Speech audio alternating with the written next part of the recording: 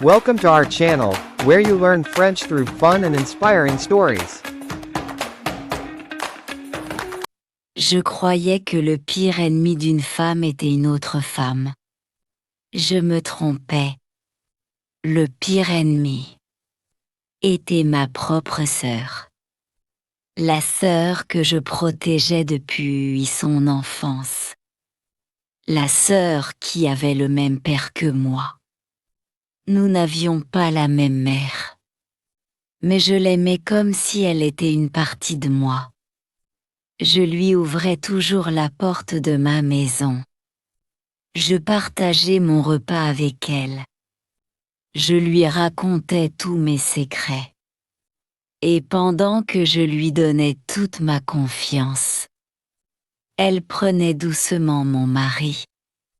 Je n'oublierai jamais ce soir. Il pleuvait très fort.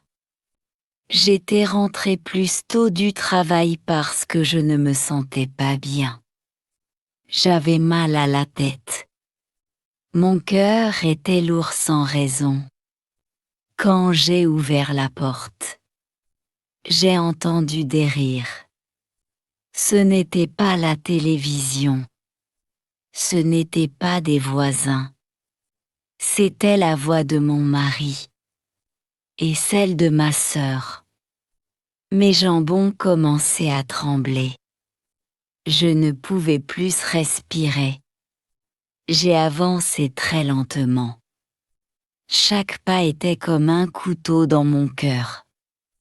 Puis, j'ai ouvert la porte de notre chambre. Le temps s'est arrêté. Mon mari était dans notre lit. Ma demi-sœur était dans ses bras. Personne ne parlait. Je regardais leur visage. Ils me regardaient aussi. Je sentais mon cœur se casser en 1000 morceaux. Je voulais crier. Je voulais pleurer. Je voulais disparaître.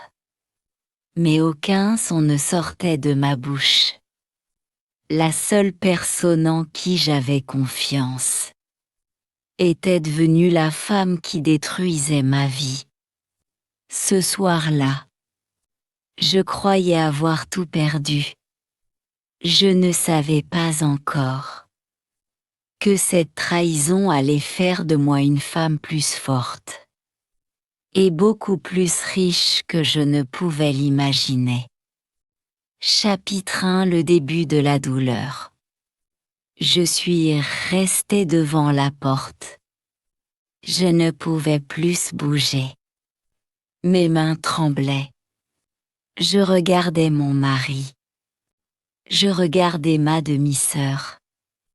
J'avais l'impression de rêver. Mais ce n'était pas un rêve. C'était ma vie.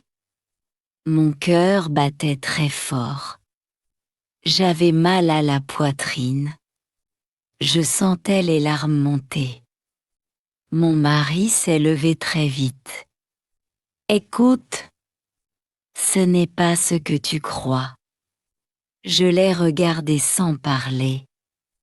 Comment pouviez dire cela? Je les avais vus. Il n'y avait rien à expliquer. Ma demi-sœur a baissé les yeux. Elle n'osait plus me regarder. Quelques secondes plus tôt, elle riait. Maintenant, elle semblait avoir peur. Je me suis approchée d'elle. Très doucement. Je voulais comprendre. Je voulais entendre la vérité. Je lui ai demandé d'une voix faible. Depuis quand? Elle est restée silencieuse. Je lui ai reposé la question. Cette fois, plus fort. Depuis quand? Elle a commencé à pleurer. Puis elle a murmuré. Depuis presque 1 an. 1 an. 1 an entier. Pendant 1 an, ils m'ont menti. Pendant 1 an, ils mangeaient avec moi. Pendant 1 an, il me regardait dans les yeux. Pendant 1 an, il jouait la comédie. Je sentais mon cœur se briser encore plus. Je pensais à tous les repas de famille, à tous les anniversaires, à tous les sourires. Tout était faux. Tout était un mensonge. Je me suis tournée vers mon mari. Pourquoi? Il a soupiré. Il semblait fatigué. Mais moi, j'étais détruite. Il a répondu. Je ne voulais pas te faire souffrir. Ces mots m'ont fait encore plus mal. Ne pas me faire souffrir. Il me trompait avec ma propre demi-sœur. Comment pouvoir dire une chose pareille? Je n'ai plus crié. Je n'ai plus pleuré. Je suis allée dans notre chambre. J'ai pris un petit sac. J'ai mis quelques vêtements. Mon passeport. Mes papiers. Une vieille photo de ma mère. C'était tout. Je suis sortie sans regarder derrière moi. Mon mari criait mon prénom. Ma demi-sœur pleurait. Mais je n'écoutais plus. Sous la pluie, je marchais sans savoir où aller. L'eau tombait sur mon visage. Je ne savais plus si c'était la pluie ou mes larmes. Cette nuit-là, je suis devenue une femme sans maison, sans mari, et avec un cœur complètement brisé. Chapitre 2. Une inconnue au grand cœur. Je pleurais sans pouvoir m'arrêter. La vieille dame ne disait rien. Elle attendait. Elle me laissait le temps de respirer. Après quelques minutes, je racontais toute mon histoire. Je lui parlais de mon mari. Je lui parlais de ma demi-sœur. Je lui parlais de cette chambre. De cette image que je ne pourrai jamais oublier. La vieille dame baissa la tête. Puis elle posa doucement sa main sur la mienne. « Tu souffres beaucoup ?» Je hochai la tête. Et ma voix était presque inaudible. Elle sourit avec tristesse. La vie est parfois très injuste. Et elle réserve aussi des surprises. Je ne croyais plus aux surprises. Je ne croyais plus au bonheur. Je pensais que ma vie était terminée. La vieille dame regarda dans les yeux. « As-tu un endroit où dormir cette nuit ?» Je secouai la tête. « Non. » « De la famille ?»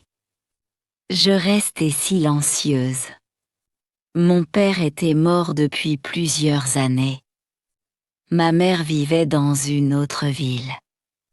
Nous ne nous parlions presque plus. Je n'avais personne. La vieille dame prit une longue inspiration. « Viens chez moi. » Je la regardai avec surprise. « Vous ne me connaissez même pas. » Elle sourit. « Je connais la douleur dans tes yeux. Et parfois, c'est suffisant. » J'hésitais. Puis je la suivis. Sa petite maison était simple, très propre. Elle préparait une soupe chaude. L'odeur me rappela mon enfance. Je réalisai alors que je n'avais rien mangé de la journée. Elle posa une assiette devant moi. « Mange doucement. » Les premières cuillères étaient difficiles. Ma gorge était serrée. Mais peu à peu, je retrouvai un peu de force. Après le repas, elle me montra une petite chambre. Tu peux rester ici quelques jours. Le temps de retrouver ton souffle. Je ne pouvais pas retenir mes larmes. Merci. Elle répondit avec un sourire. Un jour, quelqu'un m'a aidé.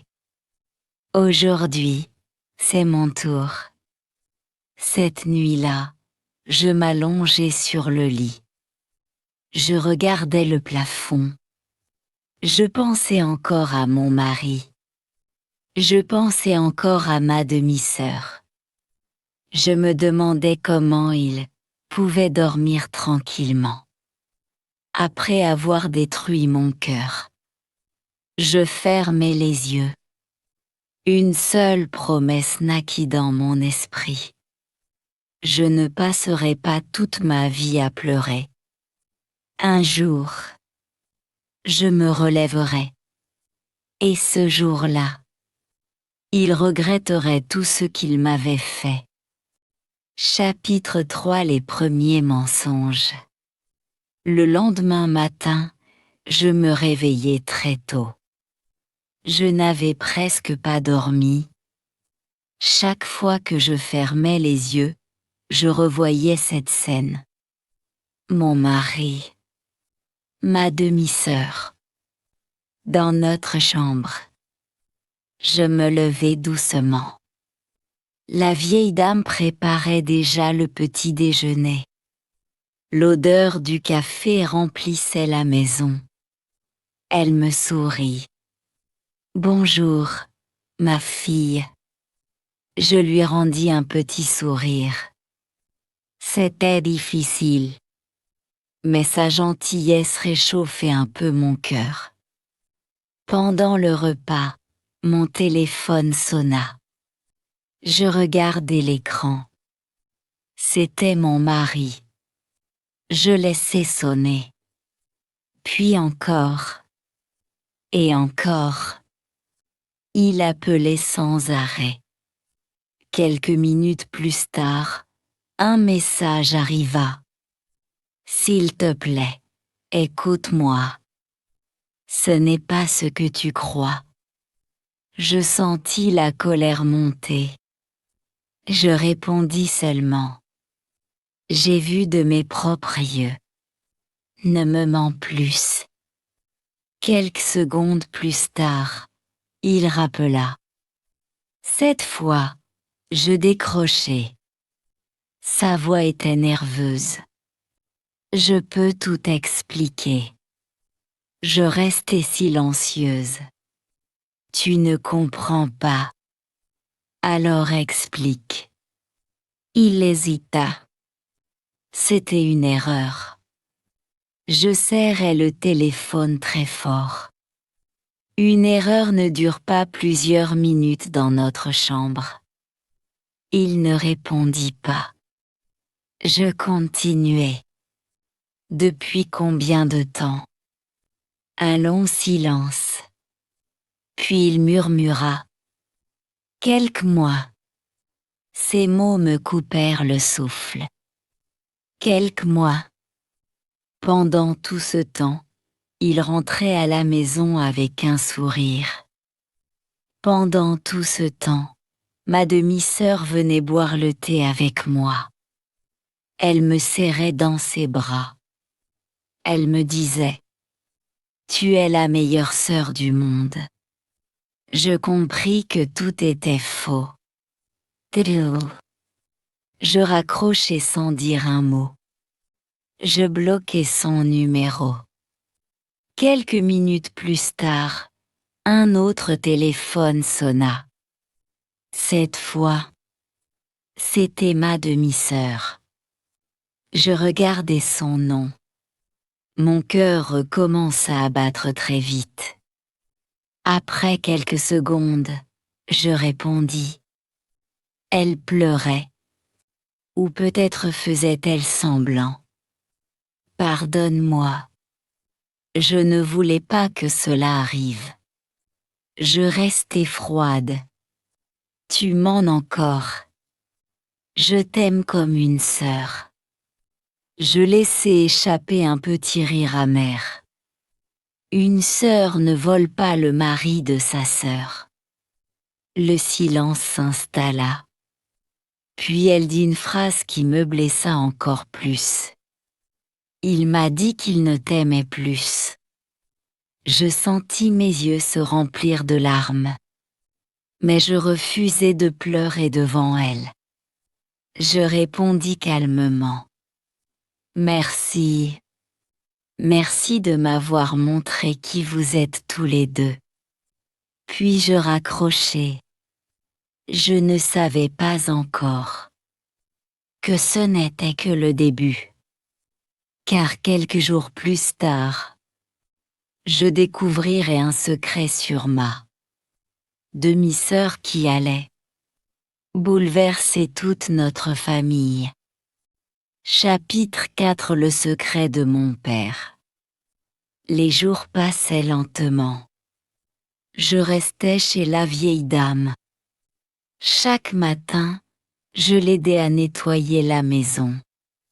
Je préparais le repas. Je faisais tout pour ne plus penser à mon mari. Mais la douleur était toujours là. Un après-midi, quelqu'un frappa à la porte.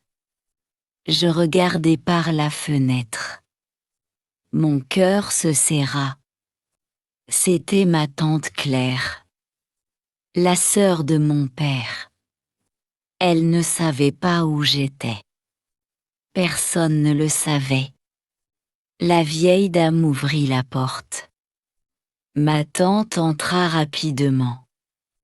Dès qu'elle me vit, elle me prit dans ses bras.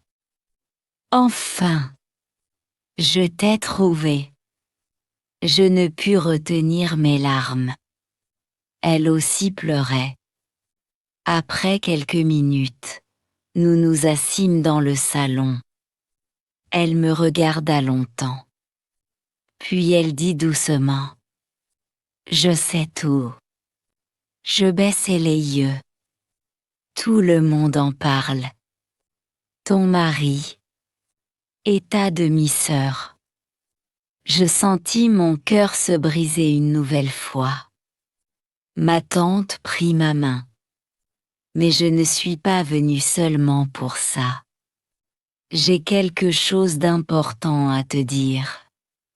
Son visage devint très sérieux. Ton père m'a demandé de te remettre ceci si un jour tu te retrouvais seule. Elle sortit une vieille enveloppe de son sac. Mon souffle se coupa. Je reconnus l'écriture de mon père. Mes mains tremblaient. Il était mort depuis plusieurs années. Je n'avais plus vu son écriture depuis longtemps. Je caressai doucement l'enveloppe. Puis je l'ouvris. À l'intérieur, il y avait une lettre. Je commençai à lire. Ma chère fille, si tu lis cette lettre, c'est que la vie t'a encore fait souffrir. Je suis désolée de ne plus être à tes côtés, mais je veux que tu saches une chose. Tu es beaucoup plus forte que tu ne le crois. Ne laisse jamais une trahison détruire ton avenir. Les personnes qui te font du mal finiront toujours par payer leur choix. Continue à avancer. Garde ton cœur bon. Un jour, la vie te sourira de nouveau. Je ne pouvais plus lire. Les larmes coulaient sur mes joues. Je serrais la lettre contre mon cœur. C'était comme si mon père me parlait une dernière fois. Puis ma tante sortit un deuxième document. Il y a encore autre chose. Je la regardai avec étonnement. Avant sa mort, ton père a pris une décision très importante. Mon cœur battait plus vite. Il voulait protéger ton avenir. Je regardai le document sans comprendre. Ma tante prit une profonde inspiration. Puis elle murmura. Ta demi-sœur ignore encore cette vérité. Et si elle la découvre? Toute sa vie pourrait changer. Chapitre 5. Une vérité cachée et pendant des années. Je regardais le document sans comprendre. Mes mains tremblaient encore. Je levai les yeux vers ma tante. De quoi s'agit-il? Elle resta silencieuse pendant quelques secondes, comme si elle cherchait les bons mots. Puis elle parla doucement. Ton père savait que votre famille aurait un jour de grands problèmes. Je fronçai les sourcils. Pourquoi?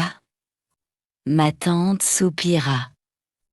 Parce qu'il voyait déjà le vrai caractère de certaines personnes. Je sentis un frisson parcourir mon corps. Elle posa le dossier sur la table.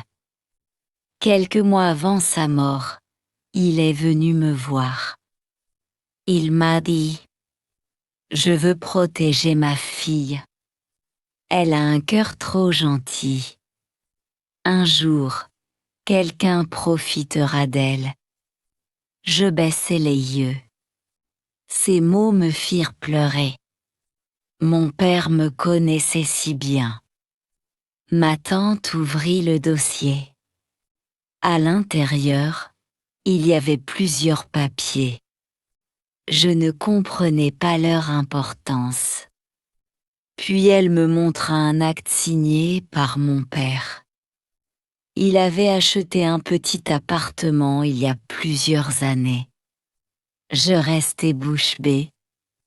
Un appartement? Oui. Il ne voulait le dire à personne. Même pas à ta demi-sœur. Même pas à ton mari.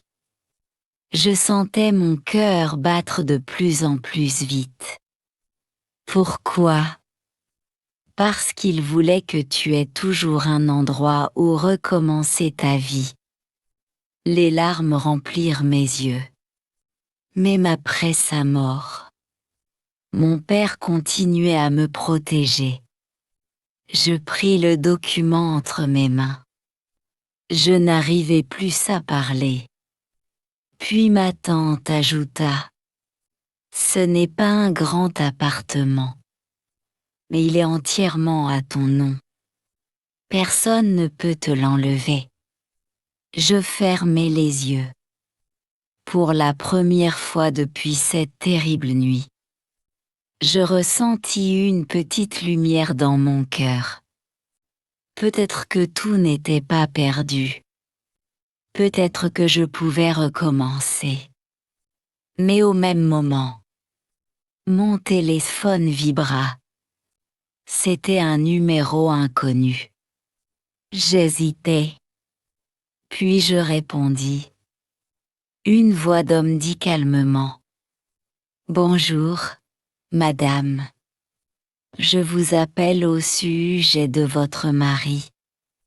J'ai quelque chose d'important à vous révéler. Ce que votre démère vous a fait n'est qu'une partie de la vérité. Je restai figé. Mon souffle se coupa. Qu'est-ce qui pouvait être encore pire que cette trahison? Je ne savais pas encore que cet appel allait dévoiler un secret capable de détruire définitivement leur mensonge. Chapitre 6. L'homme au téléphone.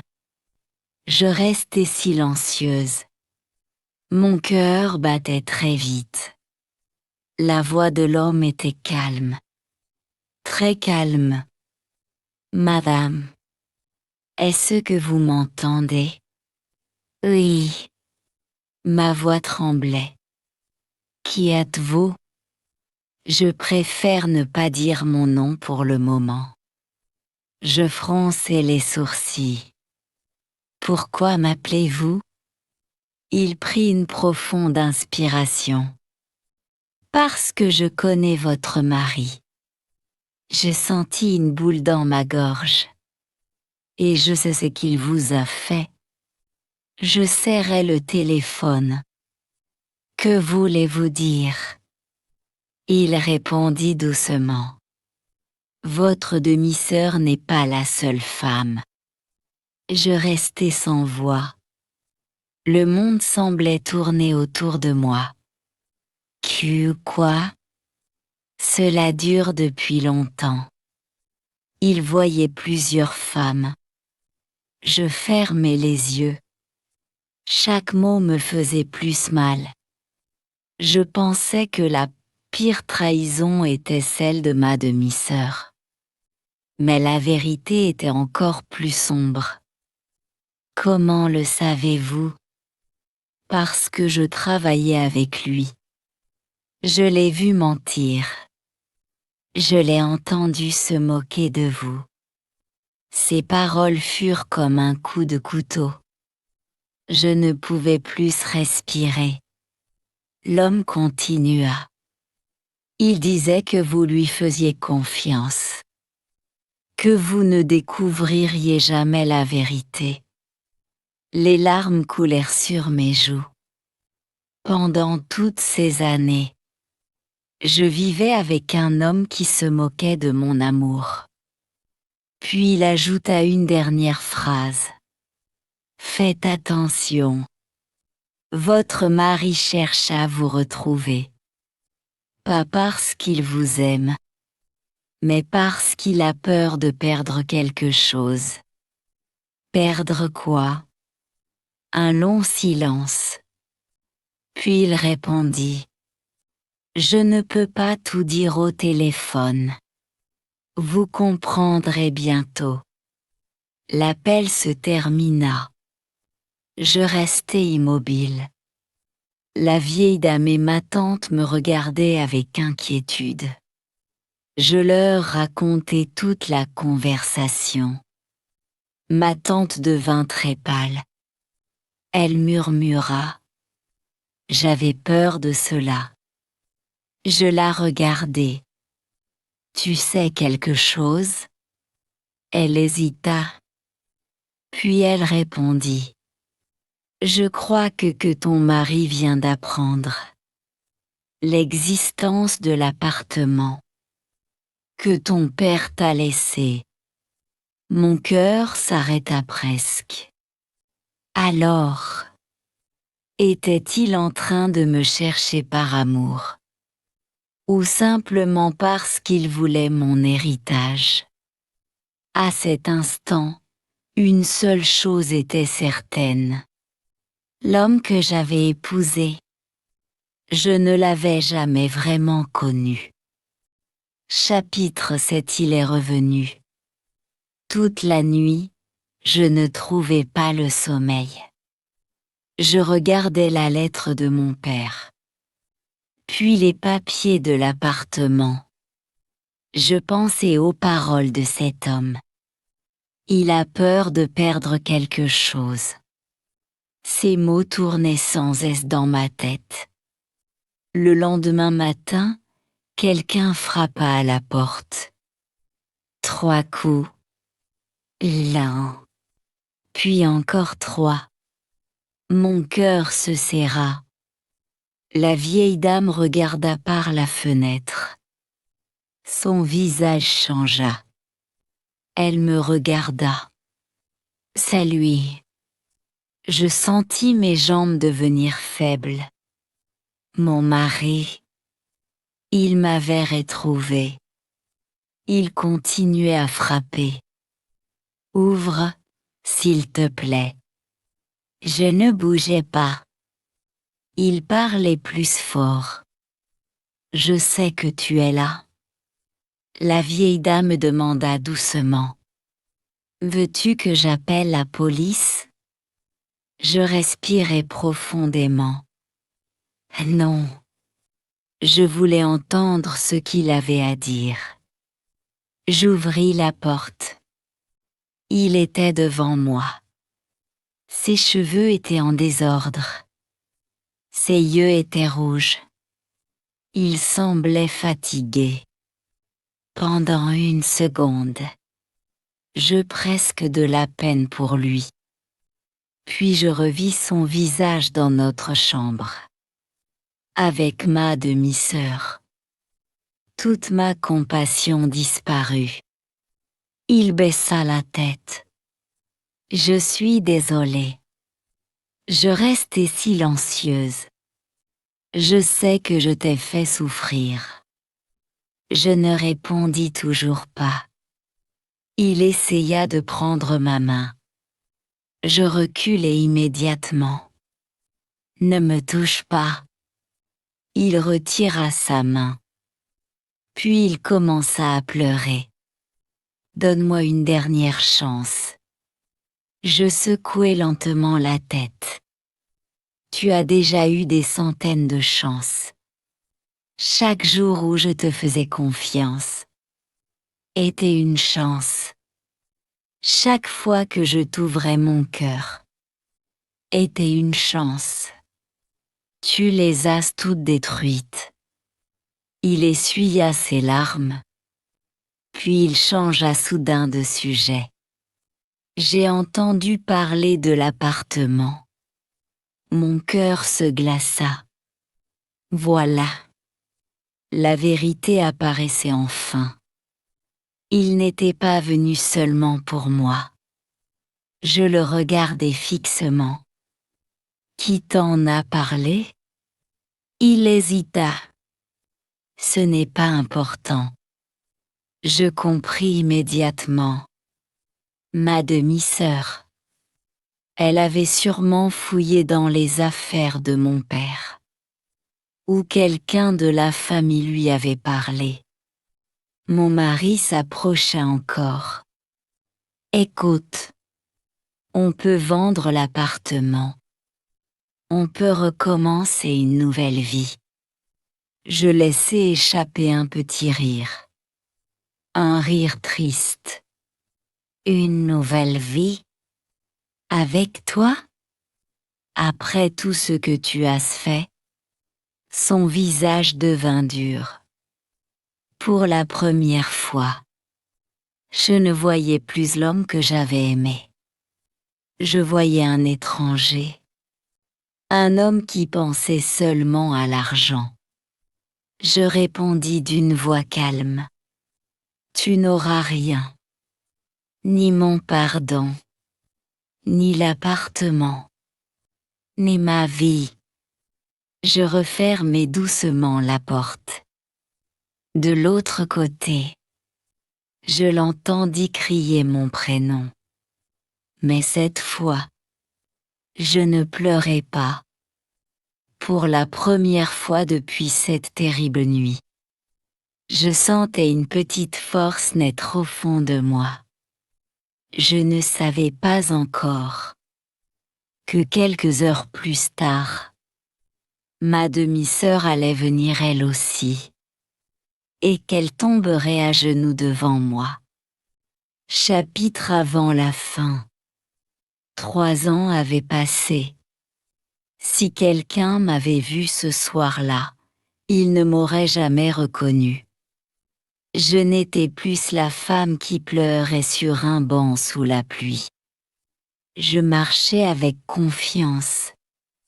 J'avais créé ma propre entreprise.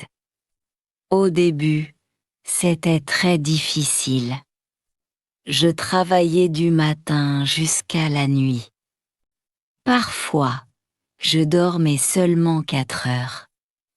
Je tombais. Je recommençais. Je perdais de l'argent. Puis j'en gagnais un peu. Chaque échec me rendait plus forte. Petit à petit, mon entreprise grandit. J'embauchai une personne. Puis 2. Puis 10. Un jour, je regardais les bureaux remplis de salariés. Je souris. Je pensais à la femme brisée que j'étais autrefois. Je ne la reconnaissais presque plus. Mais je n'oubliais jamais d'où je venais. La vieille dame vivait maintenant près de moi. Je la considérais comme une mère. Chaque dimanche, nous déjeunions ensemble. Ma tante venait aussi. Pour la première fois depuis longtemps, je me sentais en famille.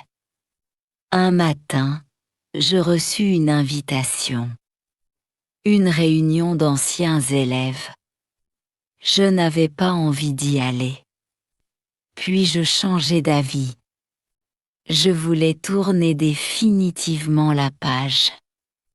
Quand j'entrai dans la salle, tout le monde me regarda. Beaucoup de personnes vinrent me saluer. Certaines avaient entendu parler de mon entreprise. D'autres me félicitaient. Je souriais avec simplicité. Soudain, je vis deux visages que je n'avais plus vus depuis des années. Mon mari et ma demi-sœur. Ils étaient assis dans un coin. Ils semblaient fatigués. Leurs vêtements étaient simples. Leur regard était triste. Ils me regardaient sans dire un mot. Mon cœur battit un peu plus vite. Mais cette fois, ce n'était plus de la douleur. C'était seulement un souvenir. Mon ex-mari s'approcha lentement. Il baissa les yeux. « Tu as beaucoup changé. » Je répondis calmement. « Eh oui. » Il resta silencieux. Puis il murmura. « J'ai tout perdu. » Je ne répondis rien. Ma demi-sœur avait les larmes aux yeux. Elle n'osait même pas me regarder. Pendant quelques secondes, le silence s'installa. Je compris alors quelque chose. Je ne ressentais plus de haine. Je ne voulais plus me venger. La vie s'était déjà chargée de leur donner une leçon. Je respirais profondément. Je les regardai une dernière fois. Puis je souris. Un sourire paisible. Je tournai le dos. Je commençai à marcher vers la sortie.